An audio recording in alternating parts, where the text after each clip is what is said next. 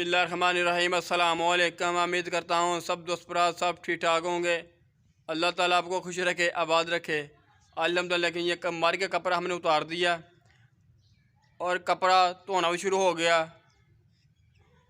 सब अही दोस्त भरा धोने कपड़ा हिला छड़िया था। देखो जी बिल्कुल मार्केट कपड़ा ला छड़िया ही, सारा समान भी ठप छड़िया वा। क्लीन नीचे का नीचे ही है, क्लीन थले का थले ही पे आया है, वो कोई मसला नहीं। देखो जी इस तो पहले मैंने वीडियो अपलोड की है।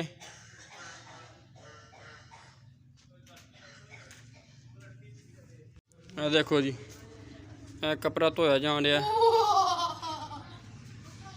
अज छापर ही नवा लैन दा मंजी भी विछा ली है। लैने नहीं पैसे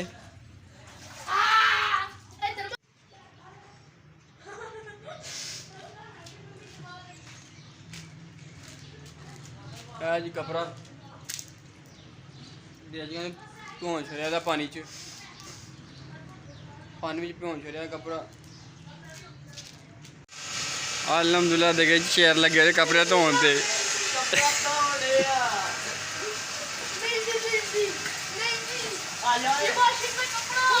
कपड़ा धोया जान दिया।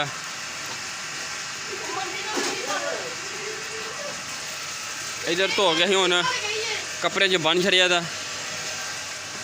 धोया जान दिया जी, धो के कुछ बन छड़िया। इधर देखो जी यह बनिया था।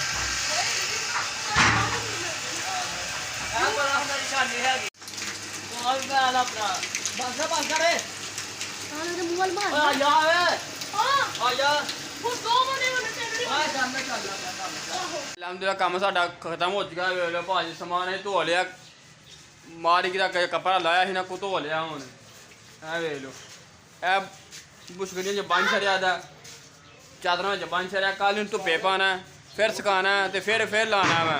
देखो 2 दिन बाद लगता है, 3 दिन बाद लगता है कपड़ा। हूँ लाना भी है कपड़ा सुखा ला। हूँ इस तो बाद साडा खाना भी तैयार होने रहा। कहीं साडा खाना तैयार होने रहा, चिकन और साथ गोभी का सालन तैयार होने रहा। हम रोटियां लियाने तो खावे सारे जने बह के, जिन्हें कम शम किया इतने।